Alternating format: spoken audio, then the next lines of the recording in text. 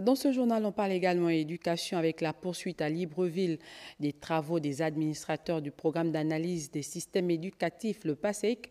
Pour ce rendez-vous qui réunit plus de 200 participants, l'on note tout de même l'absence des directeurs d'académie provinciale et plusieurs chefs de circonscription des bassins pédagogiques. Nathalie Oké, Cédric Nzendo.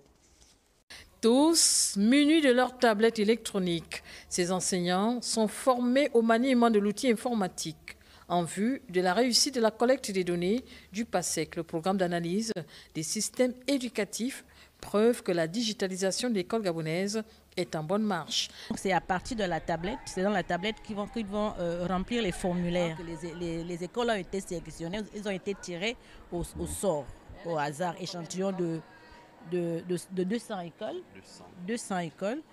Dans tout le Gabon, il y aura les écoles, il y aura les administrateurs qui seront en binôme, c'est-à-dire 5e année et 2e année. Certaines écoles n'auront que la 5e année, d'autres n'auront que la 2e année. Un déploiement des experts est en cours dans quelques jours en vue de rendre cette évaluation plus objective. Je rappelle que c'est une évaluation internationale.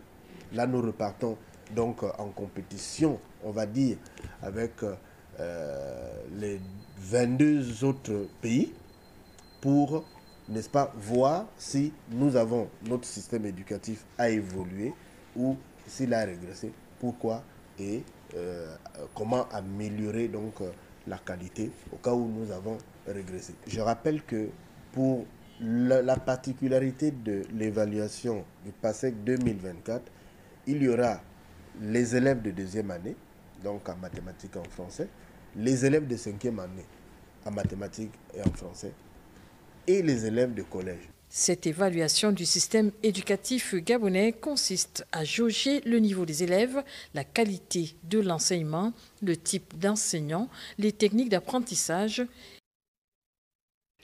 Et le département des sciences de l'information et de la communication de l'université Omar Bongo vient d'organiser sa première journée de réflexion sous le thème « Théorie, méthode et performance, les SIC, une discipline transversale ». L'événement a rassemblé enseignants et étudiants parmi lesquels Darius Maganga. On regarde. 4 panels riches et denses ont structuré cette journée inaugurale autour des thématiques variées. Une rencontre qui a réuni enseignants, étudiants et chercheurs. Dès l'ouverture, le ton est donné par le directeur du département des sciences de l'information et de la communication. Ces journées s'inscrivent dans une tradition académique visant à promouvoir la recherche, l'innovation et le partage de connaissances au sein de notre communauté universitaire et au-delà. Suivi de celui du doyen de la faculté des lettres et des sciences humaines. Notre université n'aura rempli pendant une période assez trouble qu'une seule tâche, à savoir l'enseignement. À travers ces journées-là, vous contribuez en réalité à redonner vie à la raison d'être de l'université. Les étudiants ont salué cette initiative. Grâce à ces journées, les étudiants du DECIC vont davantage apprendre sur les théories du DECIC, les méthodes utilisées en sciences de l'information et de la communication, car c'est un plus pour les étudiants. Le moment fort de cette journée est l'hommage au professeur Marc-Louis Ropivia.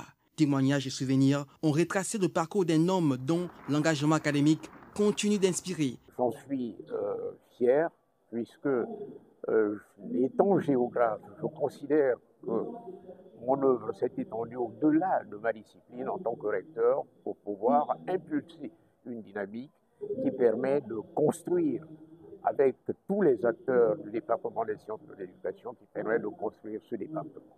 Cette journée scientifique, dont l'épilogue est attendu ce jeudi, s'annonce comme un jalon important de la valorisation et de la redynamisation de la discipline.